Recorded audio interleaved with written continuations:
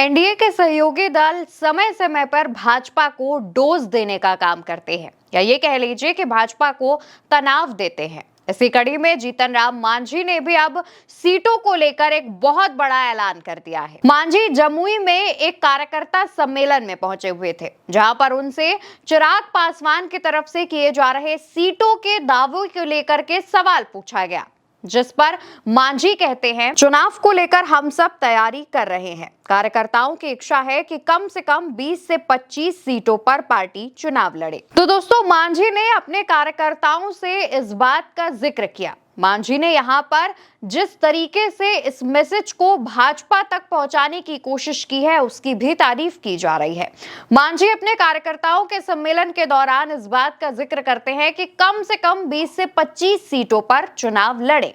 कार्यकर्ताओं का ऐसा मन है, कार्यकर्ताओं की ऐसी इच्छा है, लेकिन क्या वाकई भाजपा मांझी को 20 से 25 सीटें देने पर राजी होगी? तो इसका जवाब है नहीं।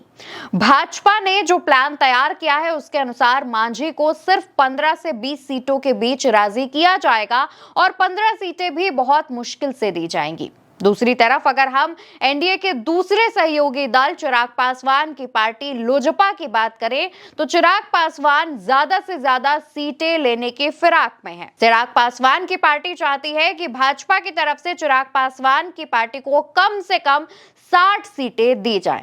और अगर ऐसा होता है तो जीतन राम मांझी अपने लिए उस हिसाब से सीटों की डिमांड कर सकते हैं। मांझी अभी 20 से 25 सीटें कह रहे हैं, लेकिन अगर चिराग पासवान साफ तौर पर कहते हैं कि उन्हें 60 सीटें चाहिए, तो मांझी 30 से नीचे सीटों पर नहीं मानने वाले।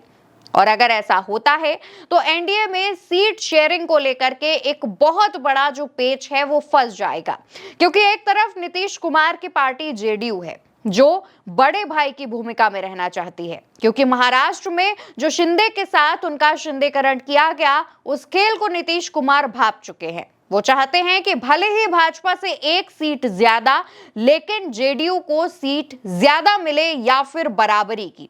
हालांकि बराबरी वाली सीटों का रिस्क भी बहुत सोच विचार के लिया जाएगा, लेकिन अगर मांझी इस तरीके से ज्यादा सीटों की डिमांड करेंगे, और पिछले दिनों जिस तरीके से चिराग पासवान की पार्टी की तरफ से बयान आ रहे थे, वो इस तरीके से ज्यादा सीटों की डिमांड करेंगे, तो उपेंद्र कुशवाहा भी पीछे नहीं रहने वाले हैं। वो भी अपनी पार्टी के लिए ज्यादा से ज्यादा सीटें चाहेंगे। अब इस कड़ी में सबसे ज्यादा बड़ी बात देखने वाली ये है, क्योंकि मांझी और चिराग पासवान दोनों ही दलित बिरादरी से आते हैं और भाजपा के पास दलित चेहरा नहीं है।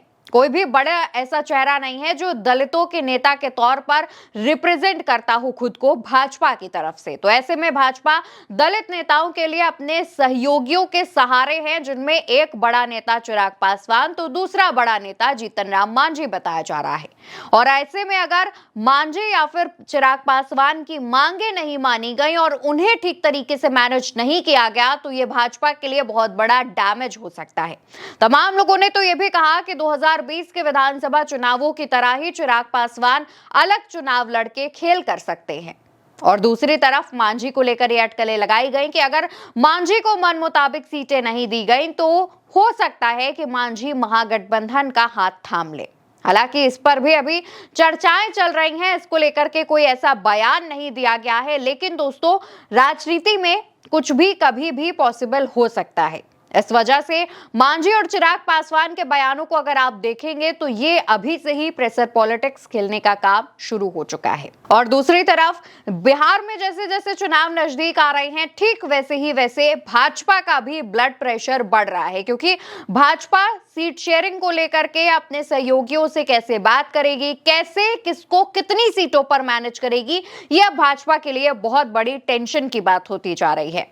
हालांकि इस टेंशन को मैनेज करने के लिए भाजपा कोई ना कोई तोड़ निकाल कर सामने आएगी और सहयोगियों को मैनेज करेगी, फिर चाहे उसमें विभाग का लालच दिया जाए या फिर अन्य तरीके के जो लालच हैं वो दिए जाए, या फिर जैसा भाजपा पर आरोप लगता है कि वो केंद्रीय एजेंसियों का यूज करके सहयोगियों को, नेताओं को मना लेती है, वैसा भी हो सकता है कि देखने को मिले, जैसा तमाम आरोप अक्सर राज्यों में चुनाव से पहले भाजपा पर लगते हैं।